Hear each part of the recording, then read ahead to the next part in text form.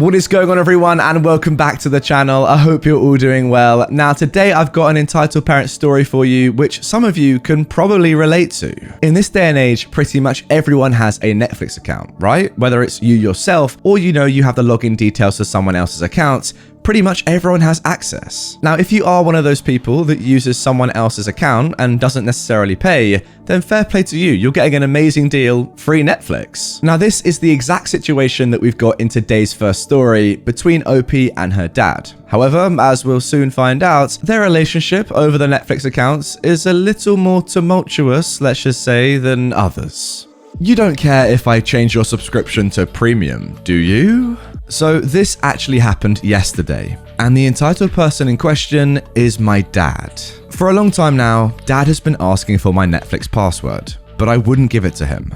I didn't care if he used my Netflix, but I knew him well enough to know that he'd happily give out my password to anybody who wanted it. He had openly admitted that he wanted his second ex-wife to have it. He'd continually asked for my password, but I refused. 3 days ago, I offered him a compromise. I wouldn't give him my password, but I would lock him in and make him a profile. He agreed, so I went to his house to set it up. At first, he seemed grateful. But yesterday, I got an email from Netflix that my subscription plan has changed. I checked and saw that it had been upgraded to a premium subscription.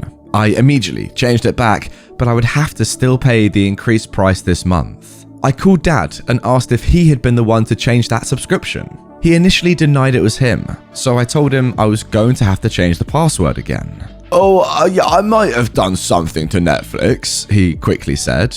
The moment I mentioned the password, I was pressing buttons. Look, I don't know what I was doing, but I might have changed the subscription. I told him that he had changed it to a more expensive subscription, but he just said it was only a few bucks more.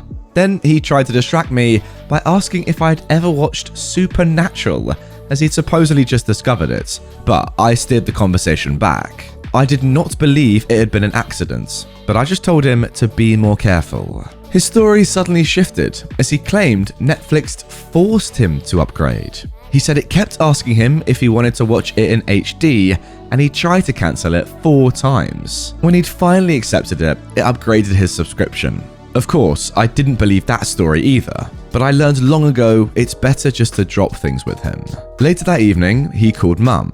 He was mad that I had changed the subscription, since it wasn't that much more expensive. Netflix had forced him, and he really couldn't tell any difference in the SD and HD. He actually was pouting and told her that I could just cancel his account since he couldn't watch it anyway. And that is why I had to change my password again. To be honest, guys, I wouldn't even necessarily mind it if your dad was just open and honest and admitted that it was him that tried to do this thing. It's the fact that he said, oh no, I was forced into it, I didn't want to do it anyway, and I didn't do it in the first place, that just makes this all so much more embarrassing for him. Like, don't get me wrong, I would much prefer to watch Netflix in HD rather than SD. For that reason, I have an HD account. I don't blame him for wanting to do that, but I do blame him for doing it on your account, not telling you, on your card, I assume, and then lying to your face, saying that it wasn't him and that he was forced to do it, when we all know that is utter BS. What's he on about? Pressing a few little buttons and then being forced to pay more money? Yeah, sounds legit, mate. Shut up. And now moving on to our second story of today's episode. Entitled Mother-in-Law demands a paternity test and then tries to steal the baby. This is my sister's story. My sister and her husband were together for 5 years before they got married in 2016. Within a month of their marriage, my sister found out she was expecting. She told very few people around her, and her mother-in-law was not one of them. When she was 12 weeks along, she finally felt secure enough to announce her pregnancy to everyone else. So then, entitled instance 1. My sister's entitled mother-in-law started crying as everyone around her was celebrating. My sister announced it during a family lunch between our families. The only ones who knew were me, my parents, and her husband, my brother-in-law. My sister's in-laws and brother-in-law's siblings were just finding out. My sister had not wanted to share the news because she was worried about miscarrying. However, when her mother-in-law saw my parents and me smiling and not being surprised, she started bawling, screaming that my sister ruined her experience of finding out about her grandbaby by not telling her as soon as she found out. She was angry about the fact that my sister shared the news with us, her literal flesh and blood over her. My sister's father-in-law had to remove her from the situation, and my sister felt guilty, as did her husband. They spent the rest of the afternoon trying to make up for it, while the rest of us were confused why the mother-in-law thought she deserved to know first. Now this led to another situation, entitled Instance 2. Sorry to interject here guys, but I'm feeling a little bit naive. When OP said that the entitled mum started crying, I just presumed it was happy tears, you know, because you're gonna be a grandma. Not sad tears, because everyone else knew first. Oh god, but this is Entitled Parents, I should have known better. Anyway, this led to another situation, entitled Instance 2. Now, since my sister's mother-in-law felt excluded, she made sure she was included from that point onwards, throwing a baby shower much before my sister wanted to, decor and arrangements, guest list and invites being done without as much as consultation from my sister, inviting mostly her mother-in-law's side of the family and not ours, forcing my sister to let her be present for each prenatal checkup and scan, moving into the house with my sister and brother-in-law to help take care of her baby, trying to control what and how much my sister eats, including throwing out essential medication prescribed to her, and arguing against my sister's nutritionist, who'd made a very extensive meal plan for her. Finally, my brother-in-law and sister had had enough. They asked her to move out and to not stick her nose into everything that wasn't her concern. Now, mind you, my brother-in-law is a big softie and a mama's boy, but he will stand up for his wife. This led to the penultimate situation, entitled Instance 3. My sister's mother-in-law lost her head. How could her baby boy throw her out of the house? She decided it must be because my sister is a manipulative female dog. Somehow, this string of thought landed her to presume that that baby could not be my brother-in-law's, because my brother-in-law wanted to wait until marriage to have sex, and that my sister got pregnant too soon. So my sister's mother-in-law went around spreading gossip and rumor everywhere, and to anyone stupid enough to listen to her. She went from calling my sister's unborn baby her baby to now calling it every name possible. Devil child, the result of cheating, insert word that I can't say, and whatnot. Then she started demanding she needed to see proof of paternity, otherwise she would cut the child and my sister off from the family, and also never speak to her son again if he would not condemn his wife's behaviour. She was also convinced my family knew of her pregnancy before her, because we must have known she cheated and deceptively got her married to my brother-in-law to hide the facts. They again had had enough, and this went on till she gave birth. My sister and brother-in-law went low contact with my mother-in-law for months, pre and postpartum. Around the time the baby was 5 months old, the mother-in-law apologized and stated she wanted access to her baby again. My sister and her husband were very skeptical, but they agreed for supervised visits only, and only if the mother-in-law was constantly accompanied by either my sister or brother-in-law. Now, what a surprise, guys. She did not like this, and she once again threw a tantrum over how her son was corrupted by his evil wife, and her darling son would never, ever do something like this to his mother. She again brought up paternity, and called my brother-in-law blind and an idiot, yes, that is her own son, guys, for letting some common hussy force him to parent someone else's child. My brother-in-law calmly stated it was either his way or the highway, and my mother-in-law chose his way.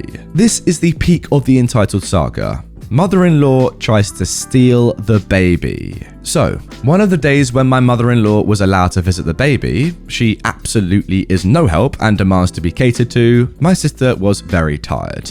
The baby had colic that week, and she was run to the ground. My brother-in-law could not be home, and my sister tried rescheduling, but my mother-in-law was already on the way, and at that point, it was nearly impossible to stop her. My sister says she had just handed the baby over to my mother-in-law in the living room and sat on the couch. Big mistake. She has no idea when she dozed off, but my sister must have dozed off for a little while after being up with a fussy child, and of course, being exhausted and dealing with postpartum issues. When she came to, neither the mother-in-law nor the baby was to be found. She looked for the baby frantically and called her mother-in-law, but no answer. She got in touch with her husband, who drove home, picked her up, and they went to her mother-in-law's house to look for her. Her father-in-law answered the door and said that he also had not seen her mother-in-law since she drove down to visit my sister. But her phone was on Find My Phone, and they could track her phone from his device, as they shared the same cloud. Sure enough, within minutes, they see the phone moving towards a local hospital lab area. It's a one-way road and a dead end. They hop in a car and drive to the hospital. My sister finds her mother-in-law arguing with the hospital staff for not performing any medical procedures and tests on the baby without the parents. Her mother-in-law wanted to get a paternity test performed on the baby. She was detained by the hospital security, and the baby was in the custody of the hospital, who thought she had stolen the baby. My sister and brother-in-law reached the hospital just in time before they called the cops and tried to locate them. They had to show 10 different types of proof of identity and parentage to the staff before they were allowed to take their baby again. My brother-in-law actually ended up threatening legal action against his own mother, but I'm not sure what came of that. This happened years ago, and my mother-in-law and brother-in-law and my sister have the most strained relationship. The baby barely knows its grandma, but it's quite close to the grandpa, who often visits. Yeah, very simple solution here, guys. Restraining order. Get that put in place right now and get this horrible dog of a woman out of your life, because what is she offering in terms of value, in terms of support, in terms of general chat, any banter going on there? I highly doubt it. I think she just sounds like an absolute cow, a horse, a pig perhaps, maybe even a snow leopard. Who knows? That's being too kind. Snow leopard's actually my favorite animal. What a cool animal that is. Can we get a picture of a snow leopard up on screen? Wow. Look, what a beautiful animal. And now let's get a picture of a horrible, disgusting woman on screen. And that's the difference right there. That is the difference of biology. Was any of that necessary? I don't think so. But I love snow leopards. They're cool animals, unlike this dog of a woman. Anyway, guys, that is going to do it for this one. Really hope you have enjoyed it. A couple of good stories in there. If you do want more from me right away, please check out my playlist right here on screen. How easy it's there. It is right there. And you still haven't clicked it. Click that playlist, watch all my Entitled Parents videos, and, you know, you're going to feel some sort of way. So click it. It's still there, not going anywhere. And I'll see you all later with a brand new video.